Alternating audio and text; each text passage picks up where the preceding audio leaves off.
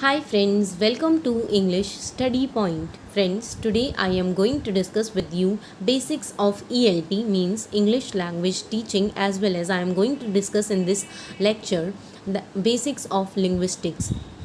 So friends, सबसे पहले language acquisition क्या होता है ये समझते हैं.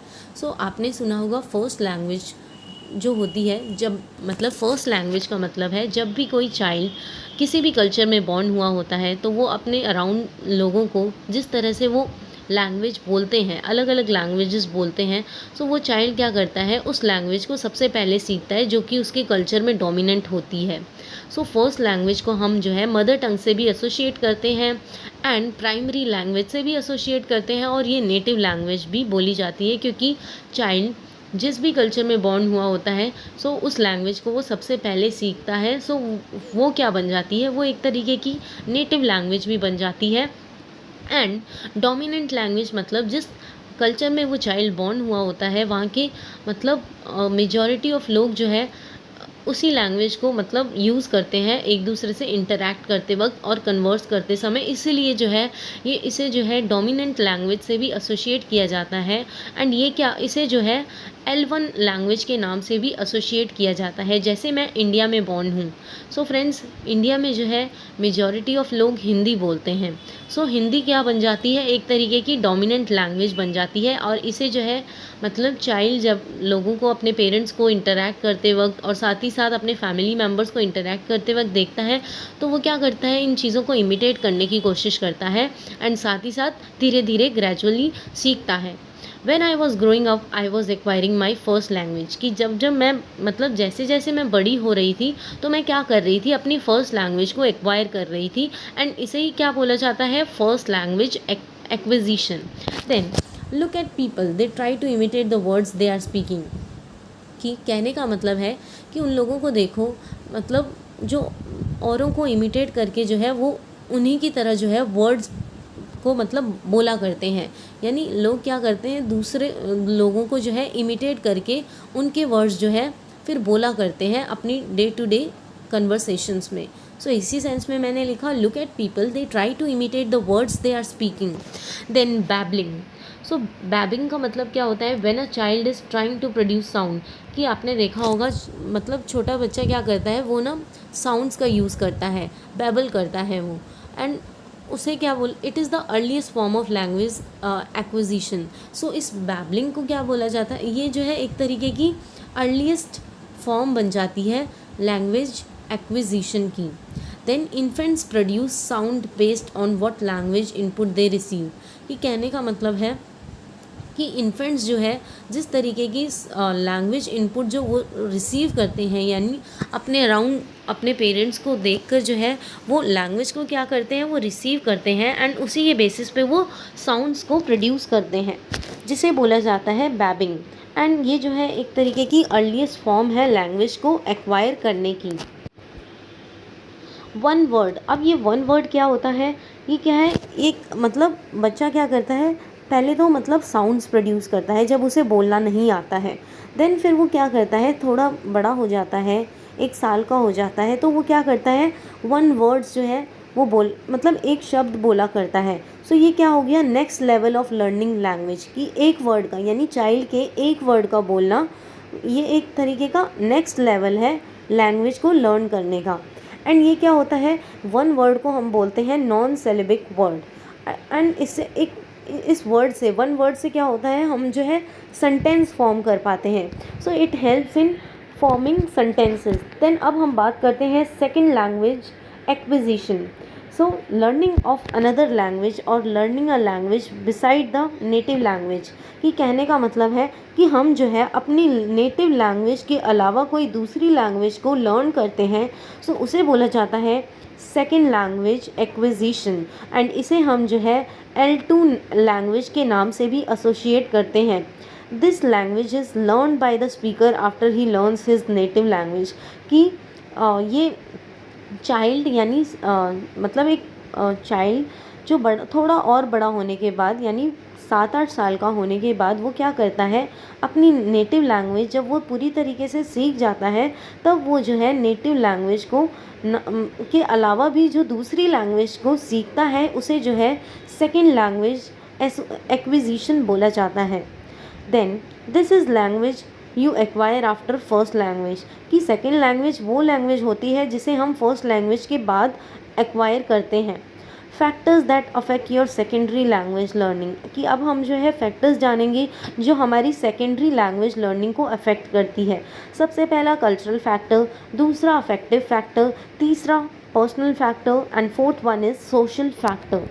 देन पर्सनल में क्या आ जाता है, हमारी एज, यानी younger children pick up secondary language more quickly than adult, कि मतलब जो बच्चा बहुत यंग होता है वो जो है सेकेंडरी लैंग्वेज को बहुत इजीली जो है पिकअप कर लेता है, सीख लेता है, बजाय कि एडल्ट के।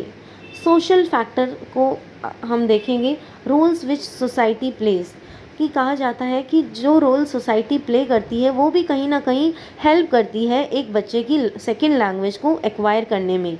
एंड बोला जाता है मोटिवेशन कहीं ना कहीं, मतलब बच्चों को अगर मोटिवेट करेंगे तो वो बहुत इजीली जो है सेकेंड लैंग्वेज को एक्वायर करना सीख जाएंगे। Students might be pressured by parents society to learn a certain language, कि कहा जाता है कि स्टूडेंट्स को जो है बहुत ज़्यादा प्रेशराइज़ किया जाता है पेरेंट्स या फिर इस सोसाइटी द्वारा कि वो जो है मतलब किसी ना किसी तरीके की लैंग्वेज को सीखे, because that language is going to increase their chances of social and professional success, कि पेरेंट्स जो है मतलब बच्चों को जो है मतलब प्रेशर, उन पर प्रेशर क्यों बनाते हैं कि इसे जो है इस एक तरीके की सर्टेन लैंग्वेज को लर्न किया जाए ताकि वो जो है आगे जाकर सोशल और प्रोफेशनल सक्सेस को अचीव कर सकें।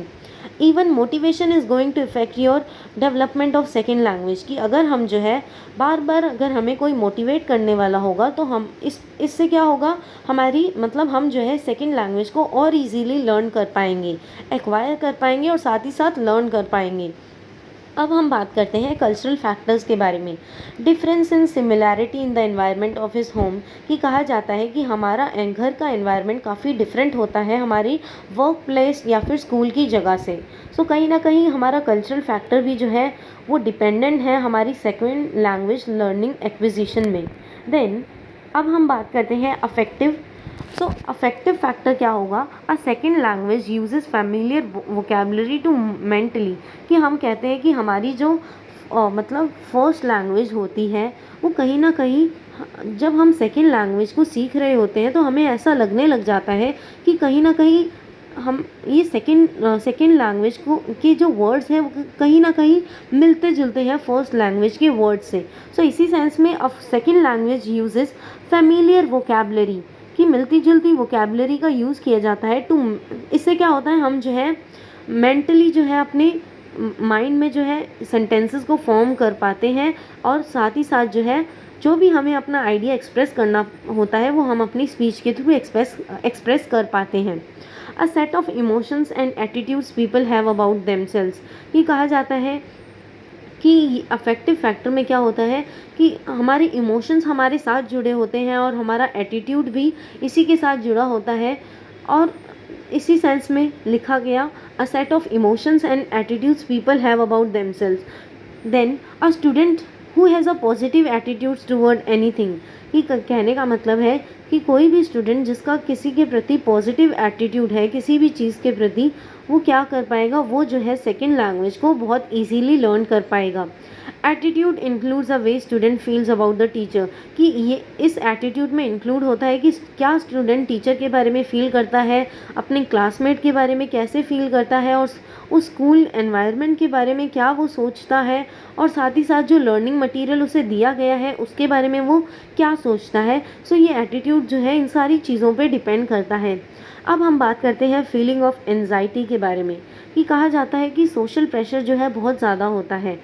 Who is not nervous is going to learn any language, कि जो बच्चा सोशल प्रेशर को हैंडल कर सकता है और वो कभी भी जो है इस प्रेशर से मतलब नर्वस नहीं फील करता, तो उसमें जो है कैपेसिटी होती है किसी भी लैंग्वेज को अच्छी तरीके से लर्न करने की age compare to other people. Then social pressure is too much. Who is not nervous is going to learn any language better than any other people. Then अब हम बात करते हैं सेल्फ एस्टीम और सेल्फ कॉन्फिडेंस के बारे में। Confident about his speaking abilities, ये कहने का मतलब है जो बच्चा मतलब बहुत कॉन्फिडेंट होगा मतलब अपने आप को एक्सप्रेस करने में, तो वो क्या करेगा, दूसरों को आउट परफॉर्म कर देगा, यानी दूसरों से भी अच्छा बोल पाएगा। देन अब हम बात करते हैं लैंग्वेज ट्रांसफ़र की। Replication of rules from first language to second language की लैंग्वेज ट्रांसफ़र का मतलब क्या होता है, फर्स्ट लैंग्वेज के जो रूल्स है उसे सेकेंड लैंग्वेज के रूल्स में ट्रांसफ़र कर देना, that is called as language transfer. When you learn second language you try to copy the rules of the first language. कि हम ऑब्वियस सी बात है कि अगर हम सेकेंड लैंग्वेज को मतलब लर्न करने की कोशिश करते हैं तो हम क्या करते हैं, मतलब जो भी हमने फर्स्ट लैंग्वेज के रूल्स को मतलब जो भी हमने अपनी फर्स्ट लैंग्वेज को जब याद करते समय रूल्स याद किए थे उसे हम सेकेंड लैंग्वेज में ट्रांसफ़र करने की कोशिश करते हैं। Our knowledge and understanding of first language impact our understanding of second language. कि हमारा कहने का मतलब है कि जिस तरीके से हमने फर्स्ट लैंग्वेज को अंडरस्टैंड करा एंड उसी मतलब फर्स्ट लैंग्वेज को जब हम लर्न कर रहे थे, सो किस तरीके से हम उन चीज़ों को अंडरस्टैंड कर रहे थे एंड उसी के बेसिस पे हम नॉलेज गेन कर रहे थे, सो इन सभी का इम्पैक्ट जो है हमारी सेकेंड लैंग्वेज की लर्निंग पर भी पड़ेगा। हम जिस तरीके से फर्स्ट लैंग्वेज को अंडरस्टैंड करेंगे, सो उसी तरीके से जो है फर्स्ट लैंग्वेज को अंडरस्टैंड और नॉलेज गेन करना कहीं ना कहीं हमारी सेकेंड लैंग्वेज को लर्न करने और अंडरस्टैंड करने में भी हेल्प कर सकता है। We transfer grammar, vocabulary, syntax, spelling, pronunciation to the second language। कि हम क्या करते हैं कि हम जो है grammar, vocabulary, syntax, spelling, pronunciation को जो है सेकेंड लैंग्वेज में ट्रांसफ़र करते हैं। This process of language transfer is known as cross meaning. कि ये जो प्रोसेस होता है लैंग्वेज ट्रांसफ़र का, इसे क्रॉस मीनिंग या फिर लिंग्विस्टिक इंटरफेरेंस भी बोला जाता है। Due to language transfer people have different accents. ये कहा जाता है लैंग्वेज ट्रांसफ़र की वजह से क्या होता है, लोगों के बहुत मतलब डिफरेंट एसेंट्स का यूज़ करते हैं वो, और सेकेंड लैंग्वेज को बोलते समय बहुत सारी मिस्टेक्स को कमिट करते हैं। This accent because he is trying to copy the rules of L1 to L2। कि ये जो एसेंट होता है, क्योंकि वो जो है इसका रीज़न बताया जा रहा है कि ये एसेंट हमारा इसलिए होता है क्योंकि जब हम जो है अपनी फर्स्ट लैंग्वेज के रूल्स को जो है सेकेंड लैंग्वेज में कॉपी कर रहे होते हैं, तो इस वजह से जो है हम बहुत सारी मिस्टेक्स को मतलब कमिट कर देते हैं। Then same pronunciation standard rules in English. The greater the difference between two language, the more negative effect would happen in the second language learning। कि जितना ज़्यादा दो लैंग्वेज को बोलने में डिफरेंस होगा, अगर दो लैंग्वेज को हम याद कर रहे हैं, पहली हमारी नेटिव लैंग्वेज और दूसरी हमारी सेकेंड लैंग्वेज लर्निंग, सो इनमें अगर बहुत ज़्यादा डिफरेंस देखा गया तो इससे क्या होगा, हमारी सेकेंड लैंग्वेज को लर्न करने में नेगेटिव इम्पैक्ट पड़ेगा हम पर। Under differentiation you are unable to make distinction. कि अगर हम जो है मतलब नेगेटिव इफ़ेक्ट अगर हम पर पड़ेगा तो हम क्या करेंगे, दो वर्ड्स के यानी दो डिफरेंट लैंग्वेजेस के वर्ड्स के बीच में हम डिस्टिंक्शन नहीं बना पाएंगे। देन लैंग्वेज स्किल्स क्या होते हैं। सो फ्रेंड्स, सबसे पहला ऑर्डर होता है लिसनिंग, स्पीकिंग, रीडिंग और राइटिंग का। ये 4 ऑर्डर्स होते हैं एंड ये ऑर्डर्स जो है इनका सीक्वेंस भी यूजीसी नेट में पूछा जाता है। सो फ्रेंड्स, इसी सीक्वेंस में याद कर लेना। The 4 capabilities allow an individual to comprehend. कि ये जो 4 कैपेबिलिटीज़ होती है ये हर एक इंडिविजुअल को हेल्प करती है चीज़ों को कॉम्प्रीहेंड करने में यानी अंडरस्टैंड करने में। एंड प्रोड्यूस स्पोकन लैंग्वेज, इसके थ्रू क्या होता है कि हम जो है मतलब स्पोकन वर्ड्स को जो है प्रोड्यूस कर पाते हैं, जिसके थ्रू हम जो है प्रॉपर और इफ़ेक्टिवली जो है तरीके से जो है पर्सनल कम्युनिकेशन में इन्वॉल्व हो जाते हैं। Child first acquire listening skills. तो सबसे पहले जो है चाइल्ड क्या एक्वायर करता है, लिसनिंग स्किल्स को, देन स्पीकिंग को, देन रीडिंग को, देन राइटिंग को। अब हम बात करते हैं प्रोडक्टिव और एक्टिव स्किल्स। सो प्रोडक्टिव और एक्टिव स्किल्स के अंदर आती है राइटिंग और स्पीकिंग। राइटिंग और स्पीकिंग, इसमें क्या करता है, लर्नर जो है अपनी लैंग्वेज जो है खुद प्रोड्यूस करता है। देन अब हम बात करते हैं पैसिव और रिसेप्टिव स्किल्स। सो इसमें क्या होता है, रीडिंग और लिसनिंग आ जाती है। Learners need to produce language when they are reading और लिसनिंग।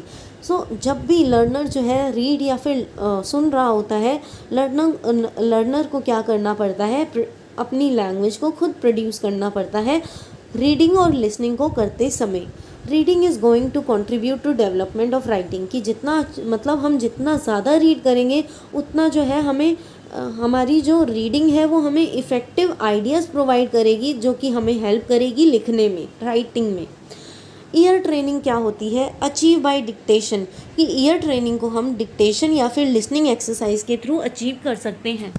व्हेन अ चाइल्ड और an adult train to listen to the sounds, कि जब भी चाइल्ड को जो है इस तरीके से ट्रेनिंग दी जानी चाहिए कि वो जो है साउंड्स को सुने, नई लैंग्वेज की साउंड्स को सुना करे और उन्हें अंडरस्टैंड करे और पूछा करे, क्वेश्चनिंग करा करे कि इनका मतलब क्या होता है। सो इसे बोला जाता है ear training. Only through ear training that listening develops, कि ईयर ट्रेनिंग के थ्रू क्या होता है, लिसनिंग स्किल्स डेवलप होती हैं। कि जैसे एग्जांपल हमें जो है रेडियो चैनल्स, पॉडकास्ट, सॉन्ग्स, इन सभी को जो है सुनना चाहिए।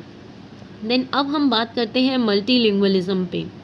सबसे पहले हम बात करेंगे बायलिंगुअल बायलैंग्वेज लैंग्वेज क्या होती है। बायलिंगुअल लैंग्वेज जब हम दो लैंग्वेजेस को फ्रीक्वेंटली यूज़ कर पाएँ, that is called as bilingual language. Having the ability to use various language with the same amount of fluency, कि कहने का मतलब है कि अलग अलग तरीके का लैंग्वेज का यूज़ करना और सेम ही तरीके की फ्लुएंसी के साथ, मतलब अलग अलग लैंग्वेजेस को मतलब बोलते समय लोगों को अपने आइडियाज़ को एक्सप्रेस करना with the same fluency, that is called as bilingual. Then multilingualism, when a person is fluent in more than 2 languages, कि एक इंडिविजुअल जो मतलब 2 से ज़्यादा लैंग्वेजेस को फ्लुएंटली बोल पाए, that is called as multilingualism. It happens when one person migrates from one to another place. So ये कब होता है, जब एक इंसान जो है दूसरी जगह पर चला जाता है एंड वहाँ की जगह वो वहाँ उस जगह पे रहकर वहाँ की लैंग्वेज को एक्वायर करता है। सो इस तरीके से जो है मल्टीलिंगुअलिज्म का कॉन्सेप्ट होता है। Then forms, one form focuses on how language functions, कि एक जो फॉर्म होती है वो मतलब फोकस करती है कि किस तरीके से लैंग्वेज जो है सोसाइटी में वर्क करती है। Such as when a person can communicate in different languages, कि कहा जाता है कि किस तरीके से जो है एक इंडिविजुअल कम्युनिकेट कर सकता है डिफरेंट लैंग्वेजेस और डिफरेंट सेटिंग्स में रहकर डिफरेंट लैंग्वेजेस को कम्युनिकेट कर पाता है and speak more than 2 languages in the same level of fluency, कि कोई भी इंसान अलग अलग सेटिंग्स में यानी अलग अलग जगहों में रहकर सेम फ्लुएंसी के साथ 2 से ज़्यादा लैंग्वेज बोल पाए, that is called as multilingualism. Then अब फ्रेंड्स हम इंपॉर्टेंट क्वेश्चंस के ऊपर देखेंगे। So which of the second language learner slightly acquire second language most easily. Answer है language learning in school, interacts in hostels, tries to learn second language for career advancement, living in the country where second language is spoken. Then एक statement आई थी, language teaching should give importance to writing rather than speech. ये incorrect है। A test of listening comprehension is a test of receptive skills. Then so friends इसमें UGC NET में previous years में correct order पूछा गया था language acquisition का। सो सबसे पहले है listening, then speaking, then reading, then writing. Then friends इसी के साथ ये लेक्चर ओवर होता है। And friends please don't forget to like, share, comment and subscribe. Hope this lecture will help you in your UGC NET English Literature exams. Thanks friends for listening.